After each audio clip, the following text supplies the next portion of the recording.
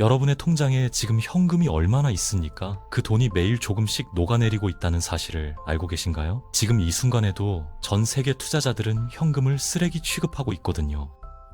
주식이 오르고 금이 오르고 부동산이 오르고 채권까지 오르는 기이한 현상이 벌어지고 있는데 정작 현금만 들고 있는 사람들은 매년 물가만큼 손해를 보고 있는 겁니다. 문제는 이런 시장이 영원히 지속될 수 없다는 거예요. 모든 자산이 동시에 오르는 건 역사적으로 굉장히 위험한 신호였거든요. 2008년 금융위기 직전에도 똑같은 현상이 있었습니다. 그래서 오늘은 소액 투자자가 반드시 알아야 할 포트폴리오의 핵심 원칙에 대해서 이야기를 해보겠습니다.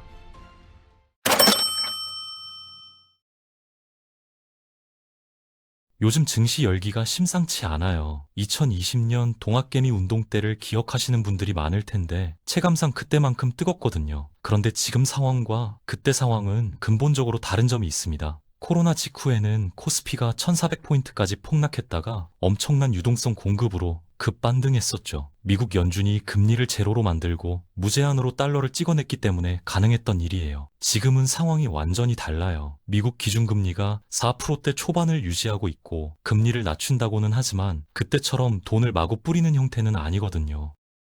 또 하나 중요한 차이점이 있는데 그때 처음 주식시장에 발을 들인 사람들이 이제 5년차 투자자가 됐다는 겁니다. 이 5년이라는 시간이 생각보다 굉장히 의미 있어요. 2021년 초강세장을 경험했고 2022년 혹독한 하락장을 겪었으며 2023년과 2024년에는 한국은 힘들고 미국만 오르는 차별화장까지 전부 몸으로 체험한 거거든요. 5년 전 사람들과 지금 사람들의 수준 차이가 확연히 느껴져요. 책도 많이 읽었고 유튜브도 많이 봤고 무엇보다 실제 시장을 겪어본 경험이 쌓인 거죠. 그래서 저는 2020년 당시와 지금이 열기는 비슷해 보여도 투자자들의 성숙도 측면에서는 상당히 다르다고 생각합니다.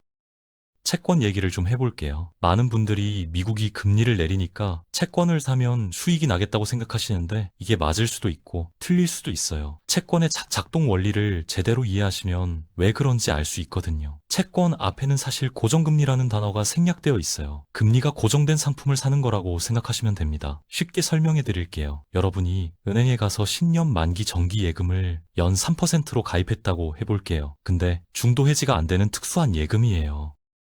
가입하고 집에 갔는데 다음날 아침 뉴스에서 미국이 금리를 올렸다고 나와요. 은행에 전화해보니까 오늘 가입하면 연 5%를 준다는 거예요. 기분이 어떻겠습니까? 매년 2%씩 손해를 10년간 보는 거잖아요. 단순 계산으로 20% 손해인 거죠. 그래서 이 예금을 다른 사람한테 넘기려고 하면 1억짜리를 8천만 원에 팔아야 하는 상황이 생기는 겁니다. 반대로 다음날 금리가 1%로 떨어졌다고 해볼게요. 그러면 여러분의 3%짜리 예금이 세상에서 제일 예쁜 상품이 되는 거예요. 20% 웃돈을 받고 팔 수 있는 거죠. 이게 채권의 핵심 원리예요. 내가 산 채권의 금리는 고정되어 있는데 시장 금리가 움직이면 채권의 가치가 반대로 움직이는 겁니다. 그런데 여기서 함정이 있어요. 미국이 금리를 내린다고 해서 자동으로 우리나라 채권 가격이 오르는 건 아니거든요. 지금 미국 금리가 4%대 초반인데 우리나라는 이미 2.5%예요. 우리가 먼저 내려와 있는 상황이라서 미국이 금리를 낮춰도 우리는 따라서 더 낮출 여력이 없을 수 있습니다. 또 하나 중요한 건 미국이 금리를 내린다는 사실을 저만 알고 있는 게 아니잖아요. 시장 참여자들이 다 알고 있으니까 이미 채권 가격에 반영돼 있을 가능성이 높아요. 삼성전자 실적 발표 전에 주가가 먼저 움직이는 것처럼 채권 금리도 미리 움직이는 경우가 많거든요. 그래서 단순히 미국 금리 인하 뉴스만 보고 채권에 뛰어드시면 안 됩니다.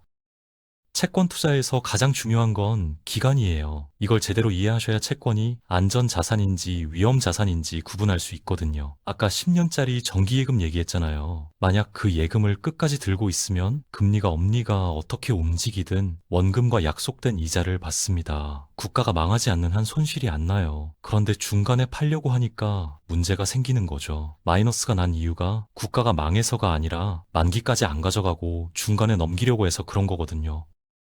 특히 조심하셔야 할 게 30년짜리 장기 채권이에요. 10년짜리 채권하고 30년짜리 채권을 비교하면 30년짜리는 10년짜리의 레버리지 3배 효과가 있거든요. 금리가 조금만 움직여도 가격이 엄청나게 출렁이기 때문에 변동성 측면에서 주식에 밀리지 않아요. 단기 차익을 노리고 30년짜리 채권에 들어가시면 안전자산 투자가 아니라 고위험 베팅인 겁니다. 초심자분들은 10년 이하, 가능하면 5년 이하 채권부터 시작하시는 걸 추천드려요. 채권 투자 경험이 많은 분들도 20년에서 30년짜리 장기채는 굉장히 조심스럽게 접근하시거든요.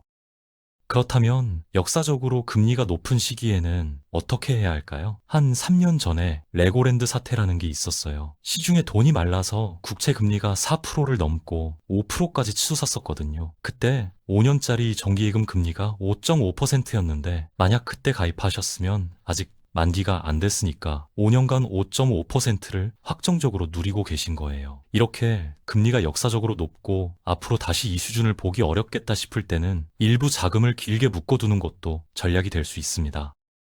자, 이제 실전 투자 얘기를 해볼게요. 조카가 1,000만 원 들고 와서 어떻게 투자해야 하냐고 물으면 저는 ETF를 사보라고 합니다. 그것도 한 종목이 아니라 20개에서 30개 정도로 나눠서요. 이렇게 말씀드리면 1,000만 원을 쪼개봐야 무슨 수익이 나겠냐고 생각하실 수 있는데 관점을 바꿔보시면 좋겠어요. 처음 차를 사는 초보 운전자가 포르쉐를 살까요? 중고차를 살까요? 당연히 중고차로 연습하고 나서 좋은 차를 사야죠. 포르쉐 샀다가 긁으면 수리비가 얼마겠어요. 투자도 마찬가지예요. 나중에 10억을 굴릴 사람이 될 건데 그 연습을 10억으로 시작하는 게 나을까요? 1,000만 원으로 시작하는 게 나을까요? 당연히 1,000만 원일 때 해봐야죠. 저는 이 1,000만 원을 수업료라고 생각해요. 2년에서 3년 정도 여러 ETF를 실제로 돌려보면서 유튜브도 보고 책도 읽고 신문 기사도 보면서 시장을 경험해 보시는 거예요. 국가대표팀 감독이 됐다고 생각해보세요. 베스트 11을 뽑기 위해서 상비군 50명을 먼저 선발하잖아요. 그리고 평가전을 여러 번 치르면서 테스트하는 거죠. 중남미 팀이랑 붙을 때 잘하는 선수가 있고 유럽팀 상대로 강한 선수가 따로 있거든요. 여러 번 경기를 해봐야 누가 어떤 상황에서 강한지 알 수 있는 거예요. ETF도 마찬가지입니다. 어떤 ETF가 상승장에서 잘 뛰는지, 어떤 ETF가 하락장에서 버텨주는지 직접 겪어봐야 알 수 있어요. 책으로 공부하면 기억이 잘 안 남는데 직접 해보면 몸이 기억하거든요. 그게 진짜 실력이 되는 겁니다. 분산 투자의 세 가지 원칙을 말씀드릴게요. 자산 분산과 지역 분산과 통화 분산이에요. 자산 분산은 주식과 채권과 대체 자산으로 나누는 거고, 지역 분산은 한국 주식과 미국 주식과 유럽 주식 등으로 나누는 거예요. 통화 분산이 특히 중요한데 원화 자산만 갖고 있으면 안 되고 달러 자산도 가져가야 한다는 거죠. 달러 자산이라고 하면 달러 현찰을 금고에 넣어두는 게 아니에요. 달러로 미국 주식을 사면 그게 달러 자산이고 달러로 미국 국채를 사면 그것도 달러 자산이에요. 이렇게 세 가지 분산 원칙을 지키면서 여러 ETF를 경험해 보시면 정말 도움이 많이 됩니다. 주식형 ETF 안에서도 성장주와 가치주가 있는데 성장주는 상승장에서 확 뛰지만 하락장에서도 확 빠져요. 반면 가치주는 올라갈 때 느리지만 떨어질 때 바닥을 잘 잡아주거든요. 이런 특성을 알려면 직접 둘 다 담아보고 경험해봐야 해요. 초분산을 해놓으면 금융위기가 와도 제로까지 떨어지는 일은 없으니까 안전하게 배울 수 있습니다. 요즘 에브리싱 랠리라는 말이 나오잖아요. 주식도 오르고 금도 오르고 채권도 오르고 부동산도 오르는 현상이요. 이게 왜 생기는지 설명해 드릴게요. 넓은 판에 울퉁불퉁한 구덩이들이 있다고 상상해 보세요. 물을 조금 부으면 낮은 곳에만 고이겠죠. 근데 물을 엄청나게 많이 부으면 모든 구덩이가 다 차버리는 거예요. 지금 투자 자산 쪽으로 돈이 어마어마하게 흘러 들어오고 있어요. 자산 시장이 계속 좋을 것 같다는 기대감에 현금을 들고 있으면 손해라는 인식이 퍼지고 있거든요. 계좌에 현금이 남아있으면 초조해지는 거예요. 조금이라도 이자를 주거나 수익이 나는 자산을 무조건 사야 한다는 심리가 작동하는 거죠. 여기에 빚을 내서 투자하는 사람들까지 가세하면서 모든 자산이 동시에 오르는 현상이 나타나는 겁니다. 문제는 이런 상황이 영원할 수 없다는 거예요. 물이 빠지기 시작하면 어떻게 될까요? 빚을 내서 들어간 사람들부터 청산이 일어나면서 변동성이 엄청나게 커질 수 있어요. 너무 많이 오른 자산이나 너무 많은 사람들이 몰린 투자처는 특히 조심하셔야 해요. 어린이날 에버랜드 가보셨죠? 사람이 너무 많으면 즐기기가 힘들잖아요. 과열된 시장에서는 오히려 분산 투자 원칙을 더 철저히 지키시는 게 좋습니다. 레버리지 투자는 특히 조심하셔야 해요. 장밋빛 미래가 올 수도 있지만 그 이면에는 리스크가 있고 그 리스크에 가장 크게 노출되는 건 빚을 내서 들어간 사람들이거든요. 금 얘기를 좀 해볼게요. 금도 지금 엄청나게 오르고 있잖아요. 금은 경기가 안 좋을 때 오른다고 알려져 있는데 왜 지금 오르는 걸까요? 금과 달러는 경쟁 관계에 있어요. 금은 실물 화폐의 대표고 달러는 종이 화폐의 대표거든요. 둘의 차이점은 금은 이자가 없고 달러는 이자가 있다는 거예요. 금리가 높아지면 이자를 주는 달러의 매력이 올라가고 금리가 낮아지면 이자가 없는 금의 상대적 매력이 올라가는 거죠. 여기서 중요한 개념이 실질금리예요. 명목금리에서 물가 상승률을 뺀 게 실질금리거든요. 예금 금리가 5%인데 물가가 5% 오르면 실질금리는 제로인 거예요. 지금 미국이 물가가 높은 상황에서도 금리를 낮추고 있잖아요. 그러면 물가는 더 오를 수 있는데 금리는 내려가니까 실질금리가 마이너스가 될 수 있는 거죠. 실질금리가 낮아지면 달러의 매력이 떨어지고 상대적으로 금의 매력이 올라가는 겁니다. 2003년에 금 가격이 온스당 300달러 정도였어요. 지금은 4,000달러가 넘거든요. 22년 만에 14배 가까이 오른 거예요. 만약 그때 금덩어리를 사서 금고에 넣어뒀다가 오늘 꺼내면 14배가 된 거잖아요. 근데 그때 금과 지금 금이 뭐가 다를까요? 아무것도 안 달라요. 금은 그대로예요. 달라진 건 종이 화폐의 가치예요. 달러의 가치가 그만큼 떨어진 거죠. 달러는 찍을 수 있거든요. 금은 못 찍잖아요. 찍을 수 있으면 찍고 싶은 욕구가 생겨요. 빚이 많으니까 찍어서 갚고 싶은 거죠. 근데 함부로 찍으면 달러 가치가 폭락하니까 아무 때나 찍지는 못해요. 언제 찍을 수 있냐면 너도 나도 찍어달라고 할 때 금융위기 때나 코로나 때처럼 위기 상황에서 찍을 수 있는 거예요. 그래서 금 가격 장기 차트를 보면 금융위기 이후와 코로나 이후에 급등했어요.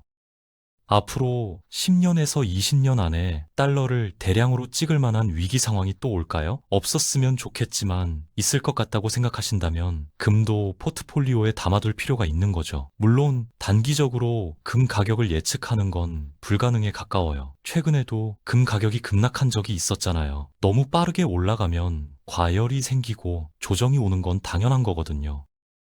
2011년에 금 가격이 700달러에서 1900달러까지 1년에서 2년 만에 급등했다가 그 후 5년 동안 빠져서 2015년 말에 1050달러까지 떨어졌어요. 그래서 금을 내일 사야 하냐고 물으시면 모르겠다고 답할 수밖에 없어요. 근데 금을 포트폴리오에 담아야 하냐고 물으시면 저는 필요하다고 생각합니다. 장기적인 관점에서 금이 빛나는 순간이 반드시 올 거라고 보기 때문이에요. 정리해 드릴게요. 지금 모든 자산이 오르는 건 돈이 너무 많이 풀려서 그런 거예요. 이런 장에서는 레버리지 투자를 피하시고 분산 투자 원칙을 지키시는 게 중요합니다. 채권 투자하실 때는 기간을 꼭 생각하세요. 단기 차익을 노리면서 장기채에 들어가시면 안전자산이 아니라 위험자산이 되는 거예요. 소액으로 시작하시는 분들은 ETF로 다양한 자산을 경험해 보시는 걸 추천드려요. 자산 분산과 지역 분산과 통화 분산 원칙을 지키면서 2년에서 3년 정도 시장을 겪어보시면 진짜 실력이 쌓입니다. 그리고 금처럼 장기적으로 가치가 있는 자산도 포트폴리오 일부로 담아두시는 게 좋아요. 위기가 왔을 때 빛을 발하는 자산이거든요. 투자는 일확천금을 노리는 게 아니라 원칙을 지키면서 꾸준히 하는 겁니다. 오늘 말씀드린 내용이 여러분의 투자에 도움이 되셨으면 좋겠습니다.